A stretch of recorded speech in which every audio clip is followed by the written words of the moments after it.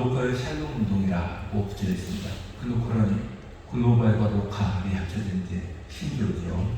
글로벌 샬롬 운동이라는 제목으로 이제 학회를 열겠습니다. 그러면 학회를 열기 전에 하나님의 말씀을 들고 있기 때문에 찬송하고 하나님께 올리시고 기도한 다음에 학회를 시작하도록 하겠습니다. 찬송가 대학원대학교 교수님이신 이승훈 교수님 나오셔서 샬롬과 노전 언약이라는 제목으로 연주해 주시겠습니다. 박수로 환영하겠습니다. 여러분들 만나게 되셔서 제가 PPT를 준비했는데요. 이거를 꺼주시면은 여기 앞에 부분을 저희가 좀 더 잘 보일 수 있지 않을까 생각해요. 자, 우리가 오늘 얘기하려고 하는 것은 어떻게 해야 하죠? 괜찮을까요? 너무 어딘가요?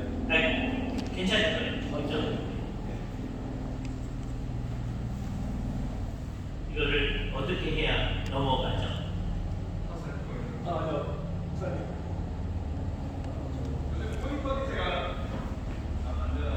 안 되고 있는데, 그러면 제가 넘겨달라고 말씀을 드릴게요. 넘겨주시죠. 샬롬이라는 말은 일반적 의미로 많이들 사용하죠. 그냥 온전함, 평화, 안녕 그런 뜻으로 사용합니다. 그러니까 한국 사람에게는 안녕이라는 말과 거의 비슷해요. 그래서 이스라엘 사람들이 이 말을 썼을 때 가장 기본적인 의미가 그런 의미죠. 우리도 만났을 때 안녕하세요, 그리고 헤어질 때도 안녕히 가십시오 그렇게 얘기하듯이 이스라엘 사람들도 그런 의미로 사용을 합니다. 그래서 이렇게 사람들이 이것을 어떻게 사용하느냐를 가지고 찾는다고 하는 것은 어떤 의미에서 무의미합니다. 왜냐하면 사람에 따라서 다른 생각을 가질 수 있으니까요. 그래서 우리는 샬롬에 대한 규범적 의미를 찾아야만 한다라고 말할 수 있습니다. 그건 뭐냐? 하나님이 창조하셔서 그 창조하신 목적대로 가장 정상적으로 있는 상태, 그걸 샬롬이라고 한다. 이따 이제 얘기하겠지만 샬롬은 어떤 의미에서 정태적이지 않아요. 그냥 써있지 않습니다. 어디를 향해 가도록 되어 있어요. 그래서 제가 앞부분에 샬롬에 대해서 10가지 명제를 얘기할 겁니다. 이제 기본적으로 얘기할 것이고요. 그런 다음에 그것을 로잔 문학으로 연결을 시켜볼 건데, 이런 개념에 상당히 가깝게, 온전하진 않지만 그래도 상당히 가깝게 표현했던 분 가운데 칼빈 대학교에서 오랫동안 가르치고 나중에 예일 대학에서 이제 가르치셨던 니콜라스 월터스트로프의 정의와 평화가 서로를 끌어안을 때까지 1983년도에 나왔던 그 유명한 책, 이게 이제 화란에서 했던 이제 강연 내용이기도 합니다. 그 책에서 이런 의미의 샬롬을 얘기했던 것을 볼 수 있습니다. 넘겨주시면 작동 될 것 같아요. 작동을 저희가 그리고 반대로. 그래서 샬롬에 대해서 10가지 명제를 이제 말씀드릴 텐데요. 이 세상은 샬롬을 위해 창조되어졌다. 이게 첫 번째 명제예요. 이때 이제 우리가 주의해야 될 것이 맨 처음에 창조되었던 상태, 이따가 얘기할 의미에서의 상대적으로 평안한 상태죠. 이따가 이제 타락한 상태보다는 좀 나은 상태예요. 근데 우리가 얘기할 일반적인 샬롬보다 나은 상태이지만 그게 아직 온전한 샬롬은 아니다 라고 얘기해요. 그래서 맨 처음에 창조된 상태가 더 좋은 상태로 되어지는 것, 한번 거기로 가면 이제 확정되어지는 겁니다. 맨 처음에는 가변적인데 아담의 상태가 그런 상태죠. 그런데 하나님께서는 그게 확정되어지는 상태로 가기를 원하셨다.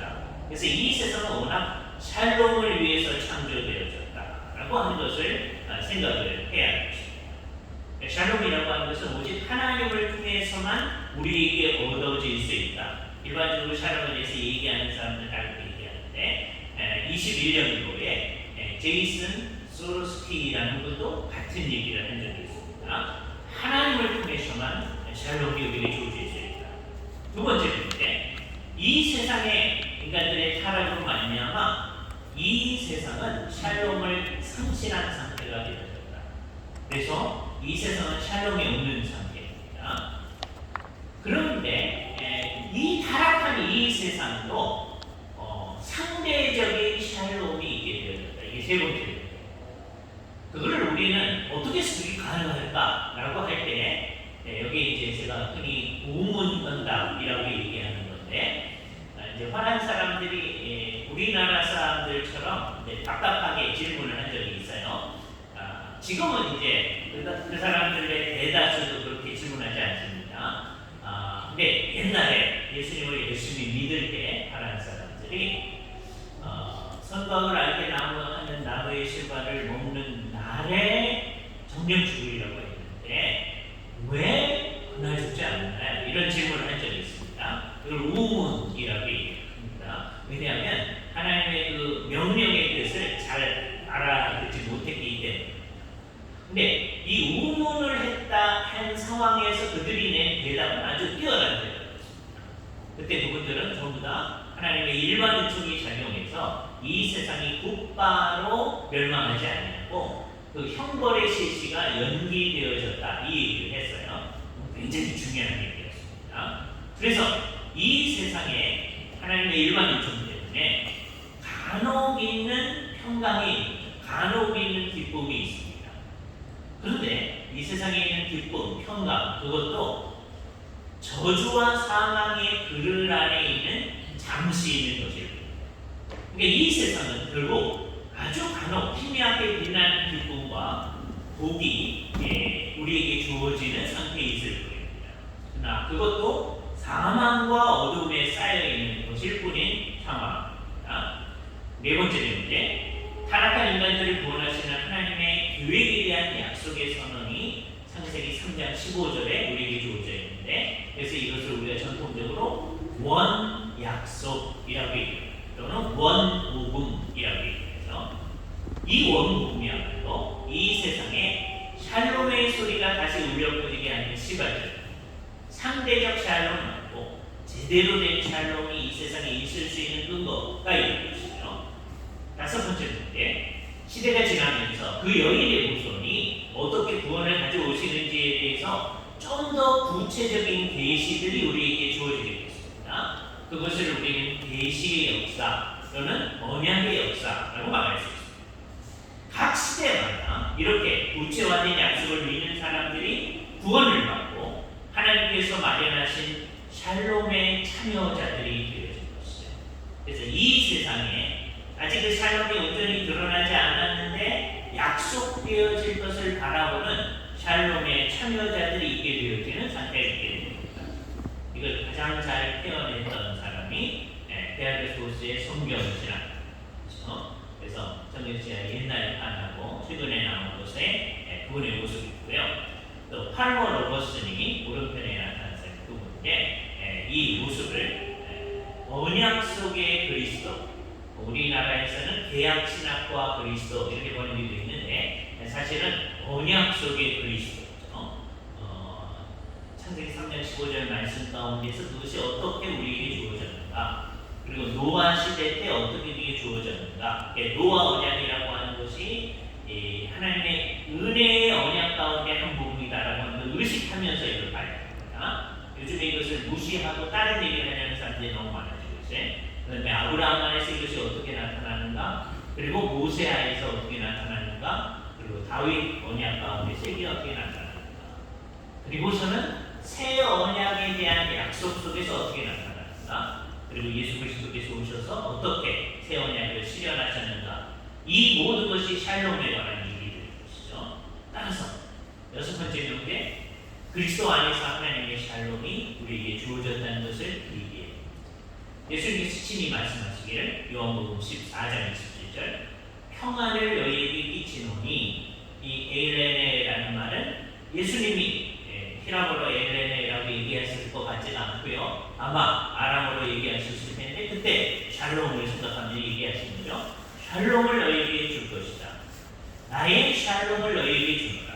내가 너희에게 주는 것은 세상이 주는 것과 같지 않으니 너희는 마음에 근심하지도 말고 두려워하지도 말아라. 얘기하신 것이죠.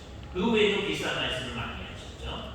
그래서 우리는 예수 그리스도께서 주시는 샬롬만이 진정한 샬롬이라고 얘기합니다. 2020년 1월달에 그랬었던 도구 허르쉬라고 하는 분도 샬롬의 진정한 의미에서 예수 그리스도께서 주시는 샬롬만이 진정한 샬롬이다. 그렇게 얘기했습니다. 얼마 전에 돌아가셨던 팀 켈러도 NIV 성경이라고 하는 책에서 언약 신학을 얘기하면서 이 얘기를 한 적이 있어요. 이때 예수님을 통해서만 샬롬이 주어진다라는 얘기를 하는 것은 이 세상에 상당히 많은 사람들이 얘기를 합니다. 다시 또 안 되고 있어요. 그래서 넘겨주셔야 돼요. 예수님이 샬롬이다 라고 얘기하는데 우리가 그 얘기를 해요. 그런데 천주교 성경연구소에서 공부했고 산타크라라 대학교의 명예교수인 조셉 블라시라는 분이 예수는 샬롬이다 라는 책을 2005년도에 했어요. 천주교적 입장을 반영하는 거죠. 그러니까 예수는 샬롬이다 라고 말한다고 해서 다 똑같은 얘기가 아니다. 그죠? 또 메노나이트 사람들도 이 얘기를 합니다.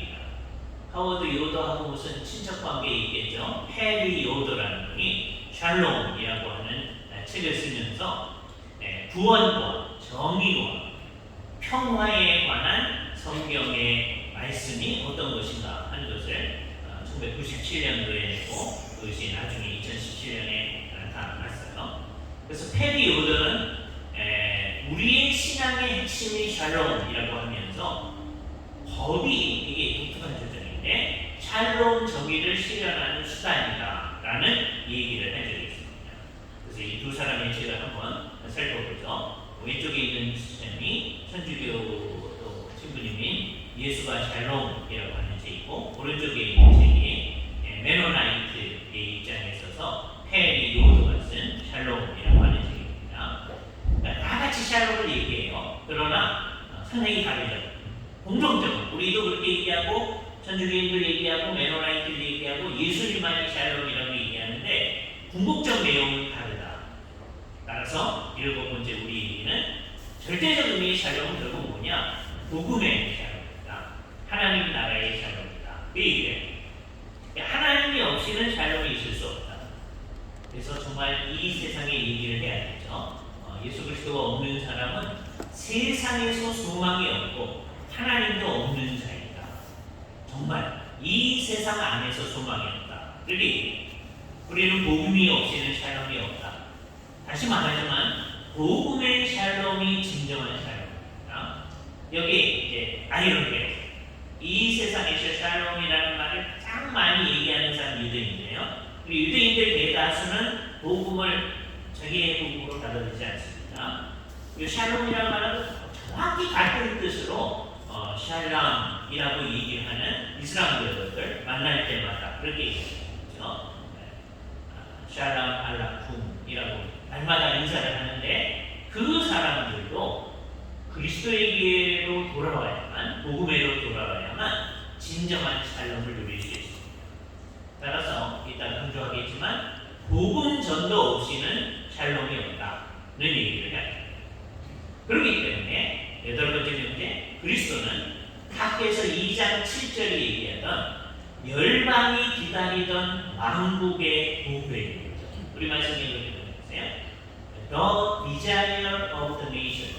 열방이 바라던 것.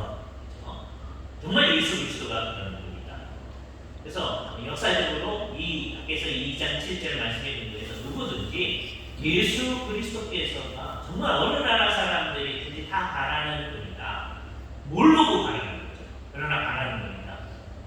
수없이 많은 사람들에 대해 설교를 했습니다. 찰스 스펄전이 1915년에 이 출판을 한 설교문인데요. 1870년에 이제 했던 설교입니다. 예수 그리스도께서 왕국이 바라던 바이다. 이거를 현대에 와서 가장 잘 설명하는 사람이요. 올리버 오도나반이라고 하는 영국 옥스퍼드 대학교의 철학 교수님이에요. 철학적 윤리를 하는 분이었는데 책 제목이 아예 학교에서 2장 7절의 말씀을 가지고 따왔습니다. the desire of the nation. 만국이 바라던 바라고 합니다.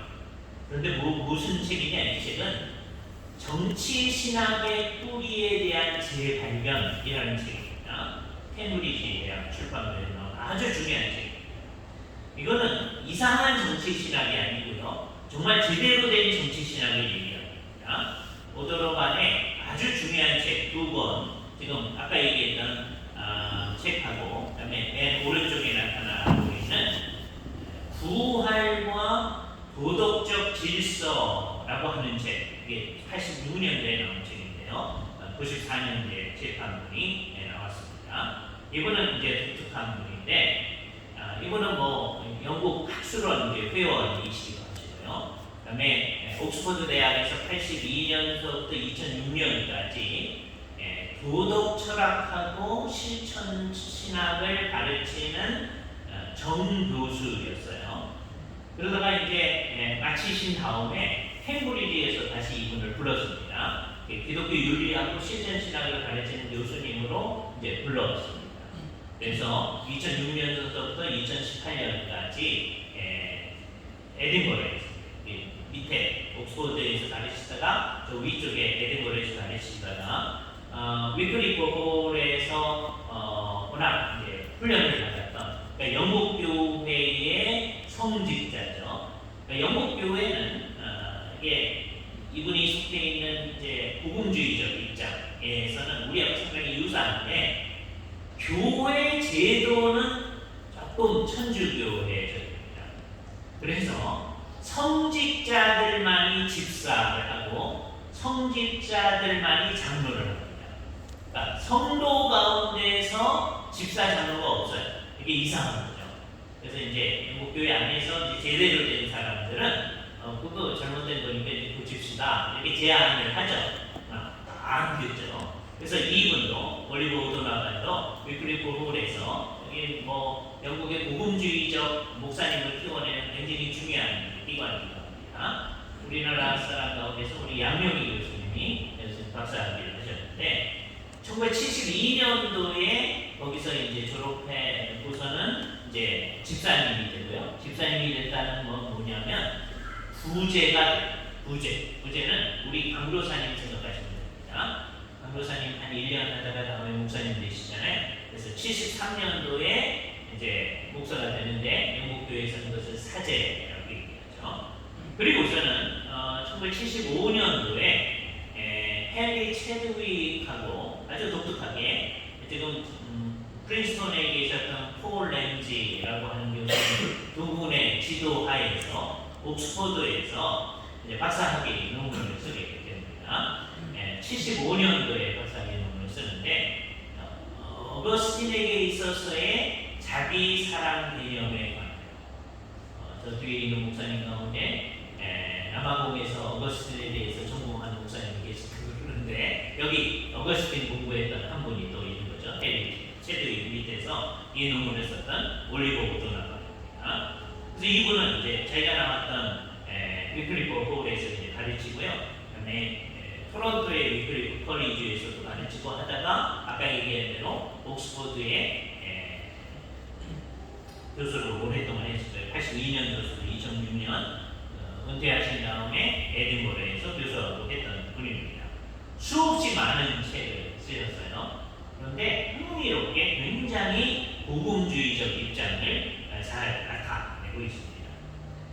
아홉 번째, 이 세상은 어떤 세상이냐?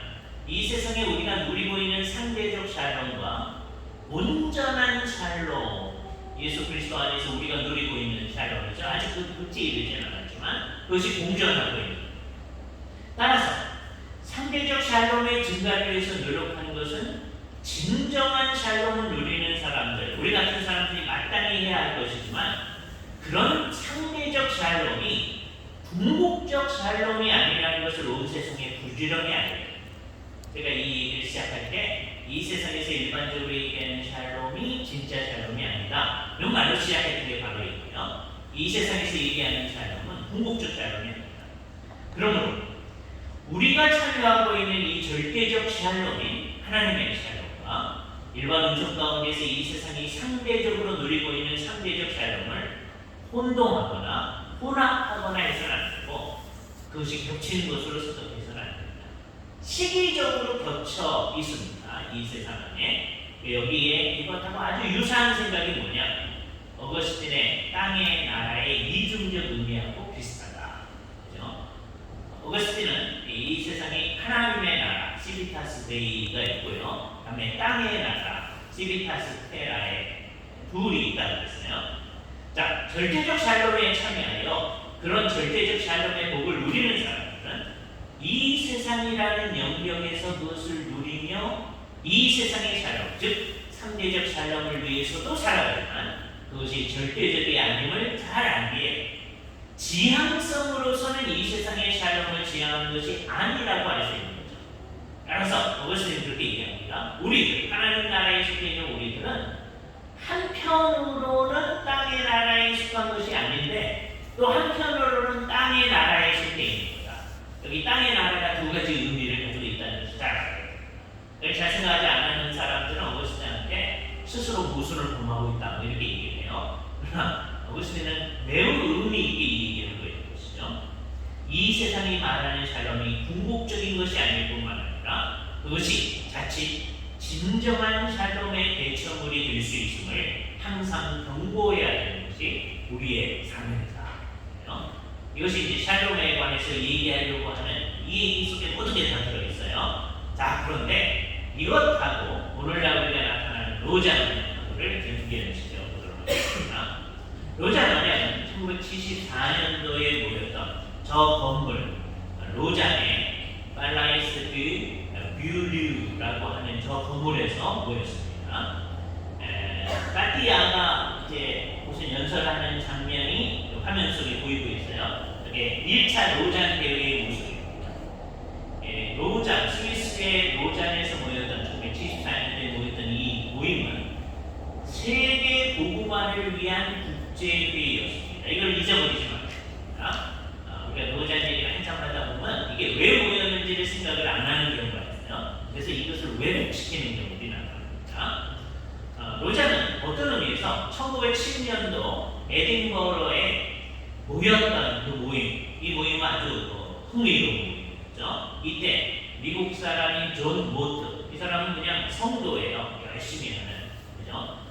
YMCA하고 그다음에 학생들의 모임, 그래서 아주 열심히 했던 미국의 감리교 성도였던 존 모트라는 사람이 아주 열심히 해서 목표는 뭐였느냐?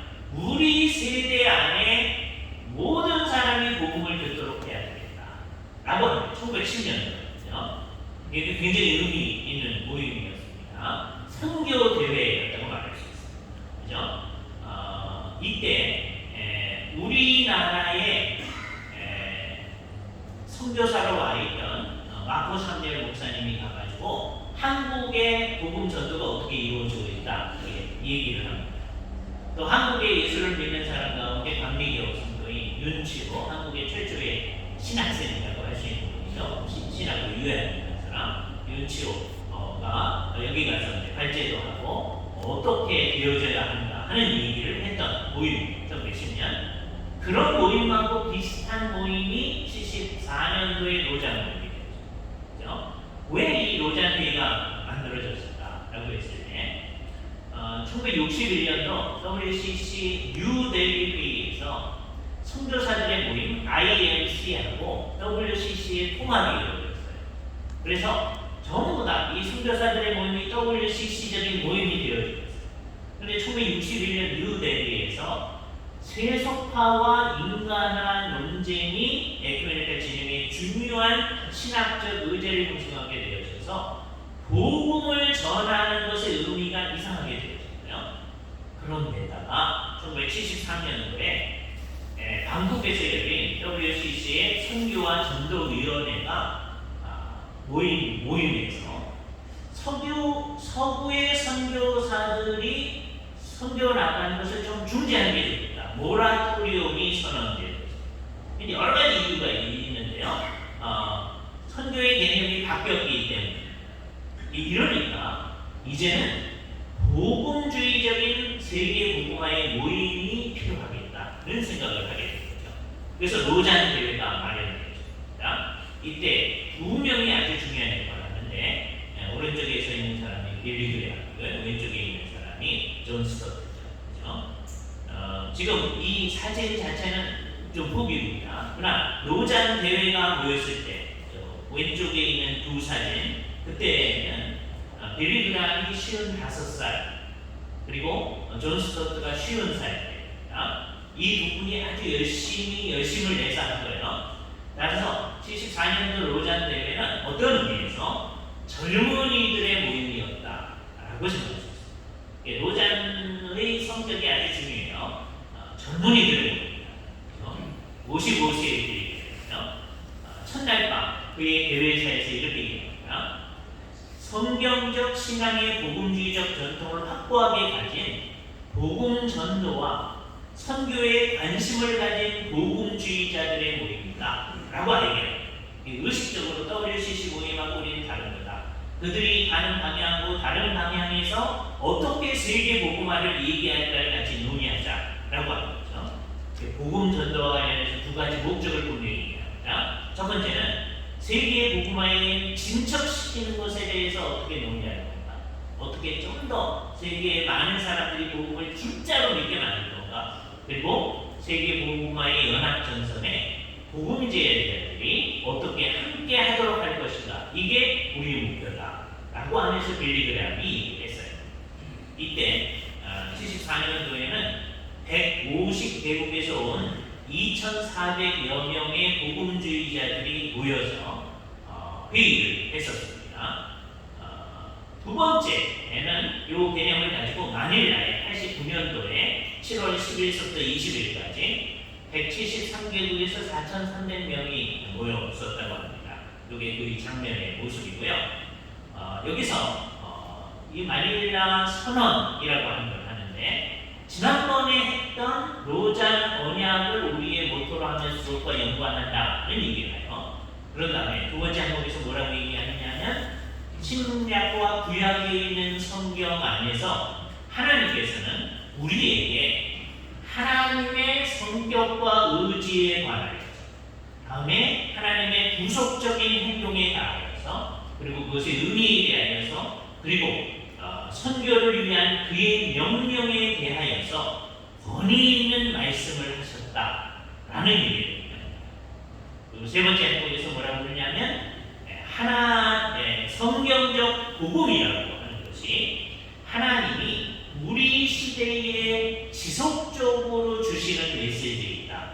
그렇기 때문에 우리는 이것을 보호하고 선포하며 구현해야 한다는 얘기입니다. 복음을 아주 분명히 하고 그것을 분명히 하자는 것이죠. 쭉 21가지를 이제 선언하는데 맨 마지막에 얘기하잖아요. 그리고 여기에 이제 마닐라 선언에 아주 독특한 성격이 나타납니다. 우리는 하나님께서 모든 교회들, 풀 처치, 이따 정무선 교수님도 이것을 보여줄 텐데 모든 교회들이 모든 복음을 가지고 온전한 복음이라고 해줬습니다. 풀 가스펠. 일부러 용어를 이렇게 쓴 거죠. 풀 처치가 풀 가스펠을 가지고 모든 세상에 나아가도록 부르신다. 풀 월드로 나아가도록 부르신다. 그렇기 때문에 우리들은 어떻게 해야 되느냐? 아주 신실하고 아주 급하게 그리고 희생적으로 그가 오실 때까지 이 복음을 선포하기로 결단한다. 우리들은 마음을 그렇게 먹는다. 라고 하는 얘기를 했었습니다. 미국에서는 2010년도 10월 달에 페이스타운에서 이번에 세계 198개국에서 모인 4,200명이 모여서 페이스타운 헌신, 커미트먼트라고 하는 걸 했어요. 그리고 이제 내년도 2024년 9월 달에 인천 송도 콘벤시아에서 사람들이 모일 겁니다. 여기서 이제 문제가 있을 수 있어요. 점점점 많이 모였잖아요. 점점점 많은 국가에서 모였잖아요. 그러면 이제 우리 마음속에 내년도 9월 달에 우리나라에서 모일 때 200국에서 한 5,000명은 모여야 되겠다. 이런 생각을 하게 되기가 쉽겠죠. 이게 이제 위험한 생각입니다. 그렇게 될 거예요. 그러나 그것 자체가 중요한 건 아닙니다. 중요한 것은 우리에게 있어서 복음 전도와 사회적 책임 것을 어떻게 균형 잡히게 얘기하느냐. 그래서요, 이 문제를 이제 연구했던 성영삼 교수님께서, 이분은 시카고 대학 교수님이신데, 이것이 한국의 그리스도인들한테 어떤 영향을 미쳤을까라고 하는 글을 쓰시면서 뭐라고 하냐면, 기독교의 사회적 책임이라는 개념이 주어진 역사적, 사회, 정치적 상황에 따라서 다양하게 재해석되고 변화되어졌다라고 얘기해요. 이 진짜 변화되어졌다고 하면 이제 로잔 언약이 이상하게 되어집니다. 이게 이제 우리의 관심이 있어요. 이게 어떻게 되느냐에 따라서 우리가 이거를 제대로 할 건가 아니면 로잔도 결국은 WCC적으로 맞는가 하는 거예요. 그래서 제가 오늘 얘기하려고 하는 거는 어떻게 좀 말씀드리는 서론이고요. 서론이 반 이상이니까 걱정하지 마시기 바랍니다. 성경적 사회적 개념에 충실하게 이 문제를 표현하는 것이 진정 복음주의적인 작업을 하는 것이고, 그것이 로잔 언약의 본래적 의도라고 얘기해요. 그래서 제가 10가지 페이지를 얘기했던 그것이 바로 그 의미에 맞게끔 해야 됩니다. 로잔 언약이나 진정한 기독교적 사회 책임에 충실하려면 정치적 우파나 정치적 좌파 등과의 철저한 절연이 필요합니다. 그런 정치적 운동에 말려 들어가면 결국 기독교의 목소리는 사라지고 말게 되어진다 라고 하는 것을 우리가 명심해. 첫 번째, 복음주의 운동으로서의 노자 언약을 회성하는 것은 있어서는 안 된다 라고 하는 거예요. 어떻게 하는 게 그렇게 하는 걸까? 19세기와 20세기 초에 나타났던 자유주의 방식으로 로잔 언약을 이해하는 거예요. 그 사람들은 없습니다. 근데 자꾸 그렇게 가려고 하는 사람들이 있어요. 두 번째, 사회복음주의와 같은 방식으로 로잔 언약을 이해합니다. 미국의 아주 뛰어난 신학자, 그러나 신학적 입장이 우리하고 달랐던 월터 라우셰부시가 1917년도에 사회복음을 위한 신학이라는 책을 썼어요. 그래서 그 이후로 우리가 사회복음주의 운동이라는 말을 쓰게 됩니다. 또 예수의 사회적 원칙들이라고 하는 책도 그 다음에 있습니다. 그런데 그런 식으로 로잔 언약을 이해하고 제시하려고 하는 사람들이 있어요. 그거는 복음주의 운동으로서의 로잔 언약을 훼손하는 거다. 세 번째, 해방신학과 같은 방식으로 로잔 언약을 이해하는 것, 그게 로잔 언약을 훼손하는 거다. 이때 우리한테 흥미로운 두 사람이, 그 당시에 로잔 언약 74년도 모일 때요, 40세였던 사무엘 에스코바라는 사람이 말하는 바가 뭔가를 정확히 이해해 보려고 해요. 이분은요, 워낙 페루 출신의 사람, 34년생인데 리마에 있는 신학교에서 이제 공부를 하고 박사학위는 스페인에서 취득했던 신학자입니다. 그래서 그분은 주로 어떤 일을 많이 했느냐, 59년부터 85년까지 페루, 아르헨티나, 브라질, 스페인 등에서 국제 복음주의 학생 선교회 International Fellowship of Evangelical Students IFES의 사무총장을 했어요. 그 내는 책의 편집 역할을 했었습니다. 그 기간 동안에 카나다의 IVF Interversity Christian Fellowship의 사무총장을 했었고요. 이분은 침례교회 목사님이신데 라틴 아메리카 남미 쪽의 신학협의회를 창설하고 그 회장을 하고 지금은 명예회장으로 있는 아주 뛰어난 이제 신학자입니다. 지금은 이제 팔머 신학교의 교수님으로 하고 있는데, 그러면서 은퇴를 하시고서 지금은 스페인 마드리드에 살고 있는데, 이분이 새로운 글로벌 미션이라고 하는 책을 비롯해서, 이게 부제가 어떻게 되어 있냐면 모든 곳으로부터 모든 사람에게 복음을 전하는 거예요. 여태까지 서구 선교는 서구 사람들이, 그러니까 그게 이제 되게 그 사람들이 북쪽에 있다고 생각해. 자기는 남미 쪽이니까 북쪽에서 남쪽으로 복음이 전해졌었다 이렇게 얘기하는 거죠. 이제는 그래서는 안 되고 모든 곳으로부터 모든 사람에게 복음을 전해줘야 됩니다. 이게 우리의 새로운 선교의 전략이다. 그런 얘기를 하게 됩니다. 또 한 사람 얘기할 사람이 이제 빠디아라는 사람인데요. 여기 이제 좀 나이 드시 보이는 왼쪽에 있는 건 사실 나이 바디아하고 오른편에 있는 분이 에스코바예요. 맨 위쪽에 에스코바가 존 스튜어트와 같이 있는 사진이고요. 나이 드는 모습을 에스코바의 나이 든 모습 오른쪽에 나왔고요. 밑에 있는 게 이제 바디아의 모습들입니다. 가운데 있는 사진이 아주 젊었을 때 바디아의 모습이죠.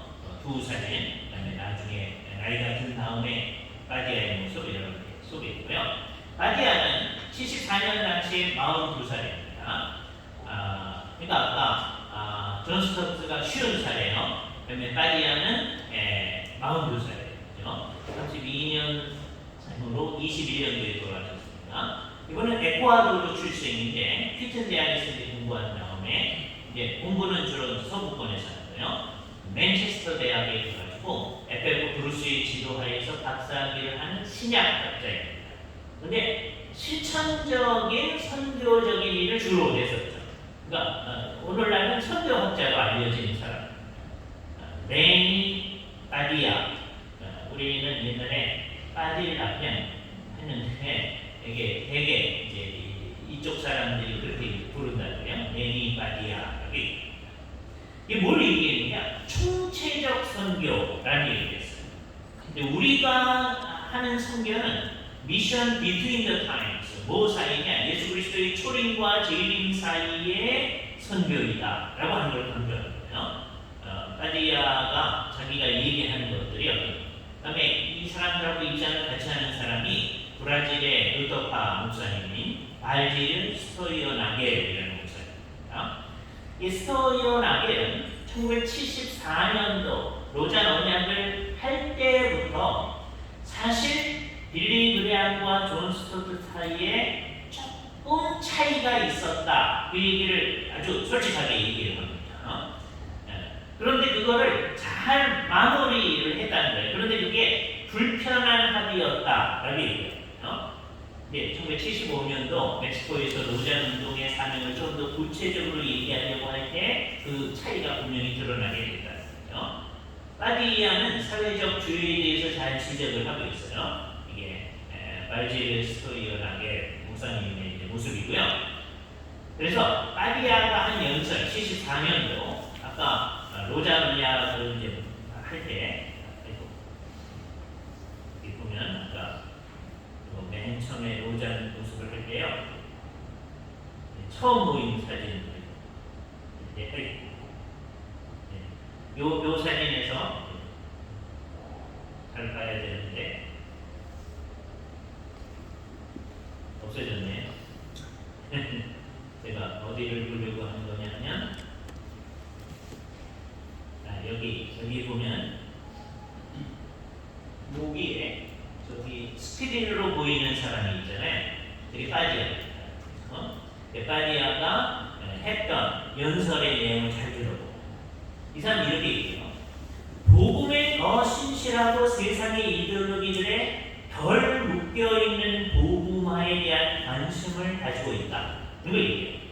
굉장히 중요하죠. 복음에 더 신실하고 세상의 여러 이데올로기들에 덜 묶여있는 복음화. 지금 그런 얘기가 자기가 살고 있는 남미쪽에서 계속 나타나는 거예요. 복음에 대해서 덜 신실하고 세상의 이데올로기들에 더 묶여있는 복음화 얘기가 그 당시에 나타나고 있어요. 그게 사실은 해방신학이 말하는 WCC가 말하는 복음입니다. 그래서 이것에 대해서 우리가 하려고 하는 것은 복음에 대해 좀 더 충실하고 세상의 이데올로기들에 덜 묶여져 있는 복음화입니다. 그래서 이렇게 얘기해요.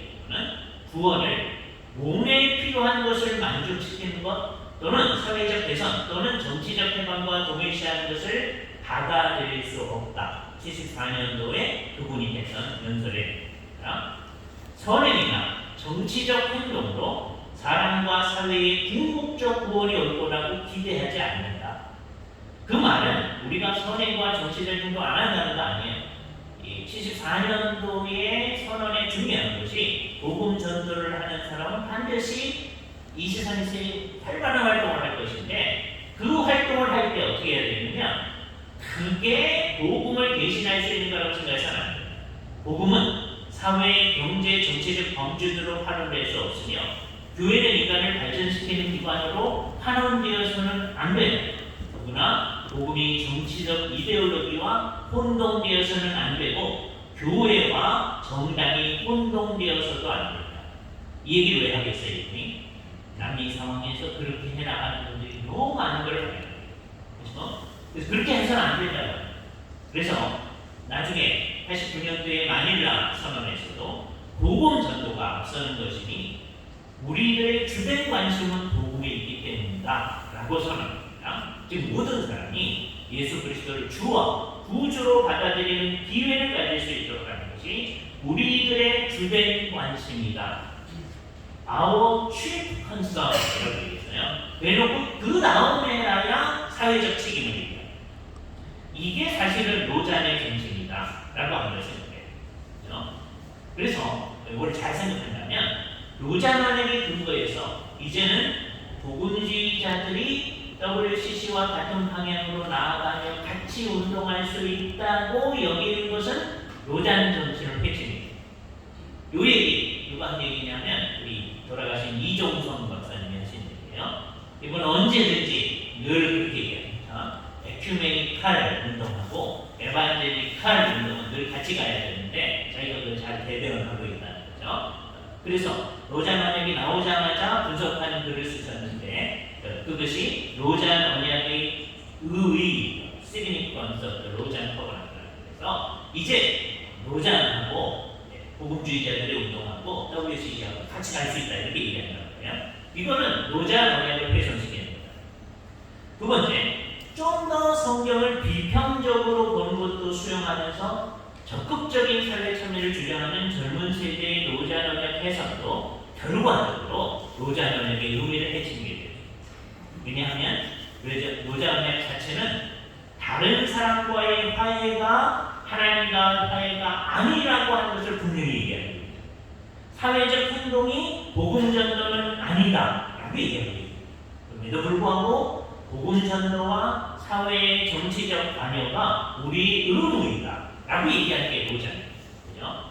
그러나 우리의 사회 정치적 관여가 복음 전도와 혼동될 수 있다거나 그것이 우리가 할 주된 일이다 그렇게 얘기하지 않아요. 둘 다를 우리는 관심을 가져야 되지만 우리 1차적 책무는 복음을 전하는 거다 라고 얘기해요. 그래서 오해를 받지 않도록 하기 위해서 우리들이 어떻게 해야 되느냐. 첫 번째, 용어 사용에 늘 주의해야 됩니다. 사람들이 오해할 수 있을 만한 용어를 사용하면 안 됩니다. 두 번째, 이건 이제 요구 사항인데요.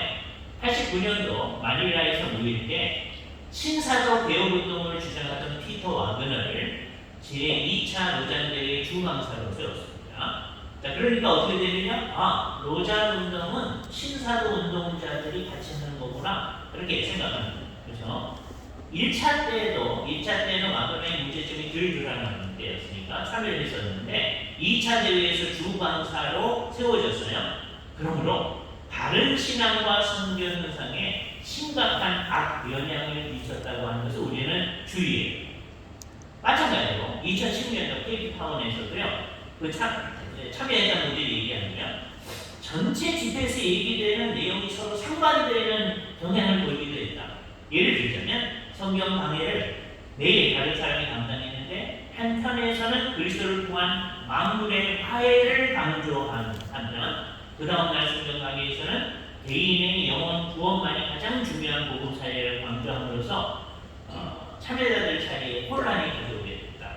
거기에 참여하셔서 우리 한철호 선교사님께서 하는 얘기였습니다. 실제로 그런 혼란이 또 어떻게 해야 되느냐 6가지 말씀을 드리겠습니다. 첫 번째, 이게 세계 복음화를 위한 모임이다.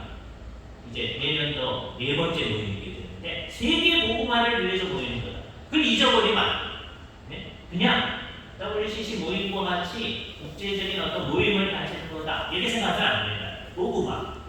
근데 복음화는 기본적으로 천국 복음을 선언하는 것이죠. 사람들이 그리스도를 받아들이게 되면 그들은 중생하여 그의 나라로 들어가는 것이며 이 불의한 세상에서 그의 의를 드러낼 뿐만 아니라 널리 펼치도록 추구해야 합니다. 우리들은 기본적인 목적이 모든 수단을 사용해서 빠른 시간 내에 모든 사람들이 복음을 듣고 이해하고 받아들이도록 하는 거다라고 라고 로잔 언약 구항에서 선언했던 것을 우리는 기억해야 할 것입니다. 세 번째, 우리는 진정으로 이웃을 사랑하는 이래로 나아가게 됩니다. 진정 복음을 받아들이려면 그 이웃 사랑의 기준은 하나님이 이미 정하신 것이고 성경에 이미 기록되어 있습니다. 우리가 그것을 규정하지 않습니다. 이웃 사랑을 우리가 규정하려고 하면 안 됩니다. 그리스도인의 사회의 참여는 이웃 사랑이라는 동기에서 하는 것이어야 합니다. 따라서 성경이 말하는 원칙이 드러나는 사회적 참여여야 합니다. 네 번째, 복음화는 간접적으로 사회를 변형하는 구상물을 낳게 되었습니다. 로잔 언약 가운데 다시 한번 강조하고 있어요. 다른 사람과의 화해가 하나님과의 화해가 아니다.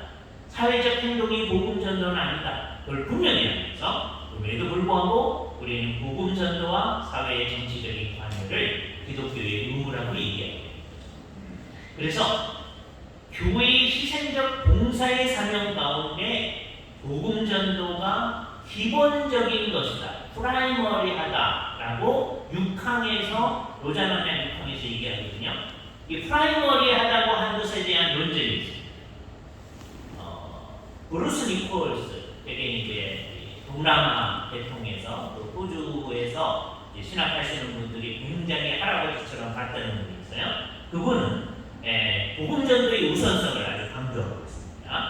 근데 타카야 포럼에서 통정적 선교를 얘기하고요. 2001년도 마이카 네트워크, 우리 식으로 하면 미가 네트워크를 하면서 복음의 우선성이라는 말이 점점점 사라졌고 이것이 글자의 노자운동이 가는 방향이라고 장신의 박보경 교수님이 분석을 한 일이 있어요. 2013년도에.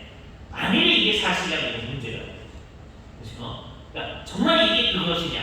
만일에 그렇게 간다면 그렇지 않도록 하는 작업을 우리가 해야 할 것이고 우리가 생각해야 될 것이 있습니다. 그렇죠? 요단 진영 안에서 이에 대한 서로 다른 관점으로 인해 부정적인 우려와 긍정의 박수의 제작이 엇갈리고 있다고 박 교수님도 자기 논문을 마치고 있어요. 그러니까 두 가지 해석이 다 있다는 거죠. 그렇죠? 1980년도 태국 파타야에서 열렸던 선교 협의회에서 이렇게 얘기합니다. 노잔 선언문이 전도의 우선성을 언급한 것은 일과 직면한 모든 필요보다도 더 큰 필요가 바로 회개와 믿음을 거절함으로써 받게 되는 영원한 죽음의 끔찍한 현실과 하나님으로부터의 수혜로부터 회복되는 것임을 인식한다는 겁니다. 만일 우리가 세계복음화의 긴급성에 헌신하지 않는다면 우리는 인류에 대한 우리의 사랑이 충분하지 않았다는 죄책감을 떨쳐버릴 수 없을 것이다. 이 세상에 사회적 활동하는 것도 사랑 때문에 하는 건데 진짜 사랑한다면 복음을 널리 전하는 일을 해야만 할 것이다. 이게 타일랜드 선언에 나오는 말입니다. 륜에 빠져도 교회의 복음화에서 교회는 사람을 하나님의 목적에 통합시키려고 하는데 그 온전한 실현은 오는 왕국에서나 즉 극치에 이른 천국에서나 온전히 실현되어진다. 라고 얘기합니다. 이 세상에서는 온전한 것이 있지 않느냐 라디아도 그 얘기를 합니다. 따라서 다섯 번째, 예수 그리스도의 재림에 대한 온전한 기대 속에서 우리는 이 일을 해야 합니다. 노잔 선언의 한 부분에서 이걸 아주 강조하고 있어요. 우리들은 예수 그리스도께서 그의 구원을 끝이 이르게 하고 심판을 온전히 다하게 하기 위해서 개인적으로 가시적으로 능력과 영광 중에 다시 오심을 믿습니다. 이걸 이제 믿는 사람이 복음주의자죠. 안 믿는 사람들이 복음주의적 입장을 안 가지고 있습니다. 그가 다시 오신다는 이 약속은 우리 복음전도의 각차를 가는 것이더니 우리는 그가 오시기 전에 먼저 복음이 모든 민족들에게 전파되어야 하리라는 그 말씀을 기억하기 때문입니다. 라고 선언하면서 그러므로 우리들은 승천과 재림 사이의 기간이 하나님의 백성들의 선교로 채워지는 기간임을 믿습니다. 그래서 미션 비트윈 더 타임스라고 하는 통전적 선교에 대한 이해가 여기서 나오고요. 그러므로 하나님의 백성들은 그 마지막에 이르기까지 이런 선교적 사역을 중단할 자유가 없습니다. 이게 노잔 언약의 마닐라 선언의 맨 마지막에 나오는 말입니다. 그래서 맨 마지막에 그래서 우리는 그 날과 의가 거하고 하나님께서 영원한 통치하실 새하늘과 새 땅을 갈망하면서 바라봅니다. 그때 이르기까지 우리들은 우리의 삶 전체에 대한 그의 권위에 기쁨으로 복속하면서 그리스도의 사람들을 섬기는 일에 우리 자신들을 다시 한번 헌신합니다. 이렇게 하려면 결국 복음주의적 성경관의 순경을 써야 됩니다. 복음주의적 성경관이 손상되어지면 다른 모든 것들이 없어지게 됩니다. 74년도의 노자언약의 의미가 다 없어지게 됩니다. 이 복음주의적 성경관은 두 가지하고 다른 거예요. 하나는 성경 하나의 말씀을 포함하고 있다라고 하는 자유주의적 주장하고 다른 것이고, 하나님의 말씀과 하나님의 말씀들을 나누어서 얘기하는 바르트주의적 신정통주의적 입장하고 다른 것이 되겠습니다. 자, 이제 뭐라고 할 것인가?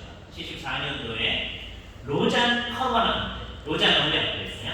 89년도에 마닐라 매니페스토, 마닐라 선언이라고 했습니다. 2010년도에 고민하다가 케이프타운 커미트먼트 그랬어요. 우리 자신을 여기에 헌신합니다. 그런 뜻이죠. 그럼 2024년 서울에서는 뭐라고 얘기하는 건가? 하나님께 온전히 우리 자신을 드립니다. 그런 의미의 뭔가가 나타나야 되지 않을까. 그냥 언약, 선언, 그거로 부족하다고 생각해서 커미트먼트 얘기했었는데, 진정 하나님께 우리 자신을 드리려고 한다면 이런 의미의 충실한 작업을 계속해야 하지 않을까. 그게 우리가 진정 로잔 언약이 제대로 가도록 하는 방향인 것입니다. 감사합니다. 수고하셨습니다.